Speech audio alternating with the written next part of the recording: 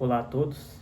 É a primeira vez que eu estou gravando um vídeo, então talvez tenha alguns erros e provavelmente eu nem vai editar, né? Então às vezes eu me embolo em algumas palavras ou coisas do gênero, mas eu vou tentar o meu melhor.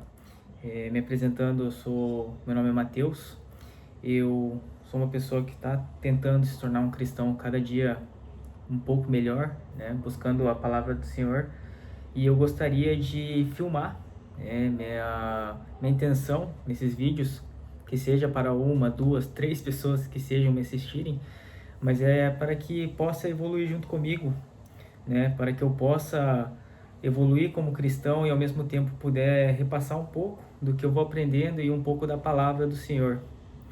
E no vídeo de hoje eu gostaria de trazer um tema que é algo que é perturbador para muita gente, né? Algo que é um problema muito grande para muita gente, que são as questões dos vícios, principalmente os vícios relacionados à nossa carne, né? Os pecados carnais.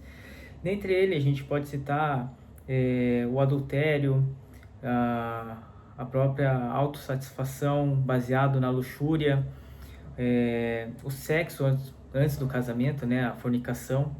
Então são vários pecados que têm na sua cerne um teor sexual, né? Uma vontade imensa do teor sexual e que afeta todos os homens, até porque somos seres humanos, né? Somos seres humanos e somos feitos da carne. Então não estamos livres do pecados da carne. Mas nesse vídeo eu gostaria de falar um pouco sobre esses pecados e uma forma de poder combatê-los, né? Eu sei que é muito difícil, eu já enfrentei e acabo enfrentando esses pecados carnais, mas como eu disse, como eu estou tentando me tornar uma pessoa mais próxima a Jesus Cristo e a Deus, a gente vai tentando evoluir cada vez mais, né? Buscando mais a palavra de Deus. E um livro, né, que me ajudou muito, além da Bíblia, claro, mas um livro que me ajudou muito nesse combate e vem me ajudando, né, nesse enfrentamento desses vícios carnais, é esse livro aqui, Combate Espiritual, de Lorenzo Scupoli, As Armas para Conquistar a Perfeição da Santidade. E eu queria falar de um capítulo em específico dele, no vídeo de hoje, que é o capítulo 19. Esse livro tem vários capítulos, em cada capítulo ele faz um ensinamento diferente. No começo do livro, né, só para trazer um resumo, um contexto do que é, ele fala que precisamos, antes de tudo, desconfiar de nós mesmos, né? Porque o que traz o pecado, como eu disse, somos humanos e somos feitos de carne. Então a gente não pode confiar nas nossas intenções, mas a gente tem que e deve confiar apenas nas intenções de Deus. Então assim, o nosso corpo, ele peca. Ele tem pensamentos, às vezes, pecaminosos, por mais que você não queira. Mas, às vezes, o nosso consciente, subconsciente, ele tem vários tipos de pensamentos pecaminosos. E esse livro, ele ajuda um pouco a gente a tentar combater eles, né? No momento que você tem algum tipo de recaída, se você está lutando, por exemplo, contra a pornografia, ou contra a fornicação, contra o adultério. Esse é um livro que ele tenta te ajudar, de certa maneira, nesses momentos de quase queda, de quase pecado, te dá uma luz, né? Junto a Deus, porque Deus é o centro de tudo, e ele traz formas para você tentar combater, né? Que é um combate espiritual, não tem jeito, né? O nosso espírito não quer, mas às vezes o nosso corpo, a nossa carne, nós mesmos pecamos, né? Então, primeiramente, desconfie de si mesmo. No capítulo, ele inicia falando que existem 3 tempos da tentação, né? O momento anterior à tentação, o da própria tentação e o posterior a ela.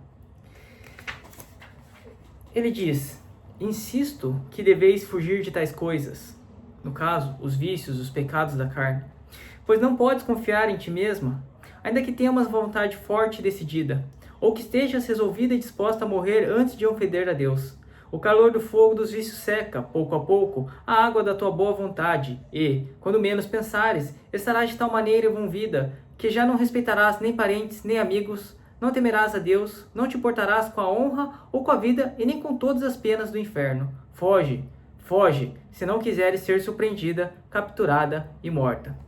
Ou seja, o que ele diz, né? Ele diz que por mais que você sinta que você, no seu subconsciente, você fala, não, eu consigo não assistir mais pornografia, é só eu não abrir mais tal site, é só isso, mas você não busca Deus, né?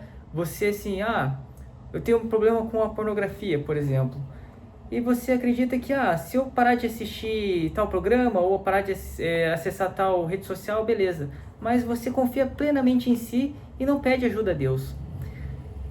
Por mais que você confie em si mesmo, novamente como eu disse, desconfie sempre de si mesmo. Por mais que você acredite que sua força de vontade, sua capacidade, seu consciente vá conseguir superar o vício sozinho, eu te digo que quando menos esperar, o diabo vem lhe tentar, né? As forças do mal vão vir te tentar. E nesse momento, quando você sentir que já se livrou desse vício, haverá uma recaída tão grande, mas tão grande. Então não confie em você mesmo. Novamente, desconfie sempre de você, porque você é feito da carne. E busque a Deus. E aqui ele traz algumas formas de quando vier esse pensamento pecaminoso na sua cabeça, algumas formas de você conseguir, de certa maneira, desviar esses pensamentos da tua cabeça, né, e se inclinar ao que realmente importa, que é a Deus. Então aqui ele diz: com relação aos pensamentos, venham de onde vierem, os remédios são ocupar-se com exercícios adequados ao próprio estado, a oração e a meditação. A oração deve ser feita da seguinte maneira: ao te dares conta não só da presença de maus pensamentos, mas da mera insinuação deles, volta-te logo para o Cristo crucificado, dizendo: meu Jesus, meu doce Cristo, vem depressa em meu socorro, não deixais que eu caia nas mãos do inimigo. E abraçando a cruz da qual pende o teu Senhor, beija as chagas dos seus santos pés, dizendo com fervor: ó adoráveis chagas, santas e castas, vinde imprimir-vos agora neste meu pobre e impuro coração, para me livrar-me do perigo de vos ofender. Ou seja, essa aqui é uma oração, né? É uma meditação que Jesus, que é feita para Jesus, para Deus, para te ajudar no momento em que você se sentir tentado. Por exemplo, você está em casa, você está ocioso, não há nada que você não está fazendo nada, e começa a vir alguns pensamentos pecaminosos, alguns pensamentos sensuais que não são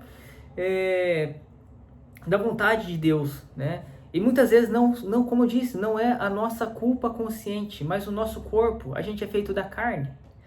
Então, nesses momentos que sentir-se pecaminoso, se incline-se para Deus, para Jesus Cristo, e faça essa oração.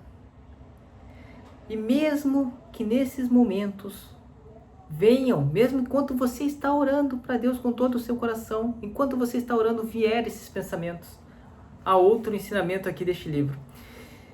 E, se durante a meditação os maus pensamentos continuarem a atormentar-te, não desanimes, nem deixe de meditar para combatê-los diretamente. Prossegue firmemente em tua meditação com a maior aplicação possível, ignorando aqueles pensamentos como se não fossem teus, pois esse é o melhor modo de fazer-lhes frente.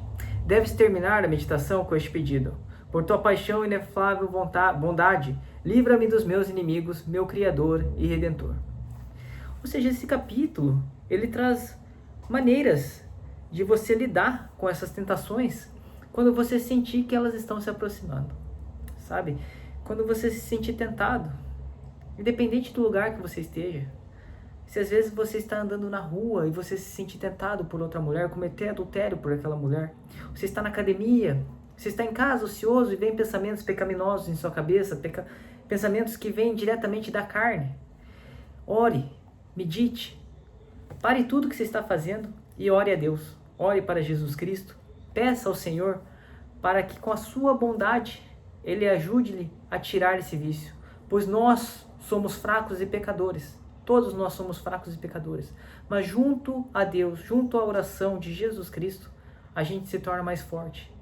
E quando a gente está orando, pedindo para que Jesus nos ajude, Ele nos dará a luz para que a gente possa eliminar esses pensamentos pecaminosos e andar nos caminhos de Deus. Para finalizar, eu digo que muita gente às vezes acaba deixando para lá, sabe? Às vezes a pessoa ela tá namorando, morando junto e acaba tendo relações sexuais. É pecado, é fornicação, sabe? Não houve o matrimônio diante de Deus, não houve o casamento, né? Então acaba sendo fornicação. Mas às vezes a pessoa pensa, mas a gente é namorado, a gente mora junto, a gente se conhece, a gente vai se casar. Então não há tanto problema. Ou, mas eu estou aqui me autossatisfazendo, né? No caso, a masturbação, mas sem ver pornografia ou sem utilizar de outros meios midiáticos. Mas de qualquer forma, se você está fazendo isso pensando em algo errado, já é feito da luxúria, já é um pecado da carne. Então, por mais difícil que seja, e eu sei quanto é difícil, eu já batalhei muito contra esses vícios da carne e batalho ainda hoje. Mas toda vez que eu sinto que eu vou cair, regredir, ou sinto que esses pensamentos vão fazer a minha cabeça seguir caminhos que não são feitos pelos caminhos de Deus, eu paro e oro. Não necessariamente você precisa fazer a oração e a meditação que está nesse livro que eu acabei de ler. Apenas se entregue de coração a Deus, pedindo de verdade que Deus possa te ajudar, possa te iluminar e tirar todos esses pensamentos pecaminosos. Pois não deixemos de lado esses pecados, acreditando que são pecados não tão graves, ou que tudo bem, Deus irá perdoar. Deus irá perdoar, porque Deus é justo. Deus irá perdoar você se você estiver totalmente arrependido. Porém, lembrai-vos, Mateus capítulo 24, no versículo 42, ele diz: vigiai, pois, porque não sabeis a hora em que virá o Senhor. Já no versículo 44, por isso estai também vós preparados, porque o Filho do Homem virá numa hora em que menos pensardes. Então a gente acaba pensando, mas é só mais um vídeo, mas é só mais uma masturbação, mas é só mais um sexo antes do casamento. Eu vou casar, vou deixar para semana que vem, mês que vem, mas eu vou casar, então não tem problema, Deus vai perdoar. Deus vai te perdoar. Se você estiver realmente arrependido dos seus pecados, Deus irá te perdoar. Mas não deixais para amanhã o que podes fazer hoje. Não sabemos quando Jesus Cristo pode retornar. Não sabemos até quando viveremos essa vida. A nossa vida é como um sopro. Em um sopro, desaparecemos. Tudo pode acontecer. Eu posso sair dessa porta agora, tropeçar, bater a cabeça, ter um traumatismo, entrar em coma e morrer. Não dá para saber. Pode cair um meteoro na minha cabeça agora. Tudo pode acontecer. Então a gente não sabe o momento que a gente vai deixar essa vida. Então não vale a pena. Por mais que as tentações sejam grandes, como eu disse, somos feitos de carne. E da carne a gente peca. Então, por mais grandes que sejam, às vezes, as tentações mundanas, e são demais. Hoje em dia, as tentações são tão grandes. Não apenas tentações da carne, né? Das questões sexuais, mas tentações financeiras, tentações emocionais, né? O que o dinheiro não está corrompendo as pessoas hoje em dia? Então, não deixe para amanhã o caminho que você pode seguir com Cristo hoje. Faz pouco tempo que eu entendi a palavra de Deus. Faz muito pouco tempo, para falar a verdade. Eu sofri um acidente grave, quase morri. E naquele momento eu senti que Deus falou que para mim que eu tinha mais... Eu tinha algo a mais para fazer nesse mundo.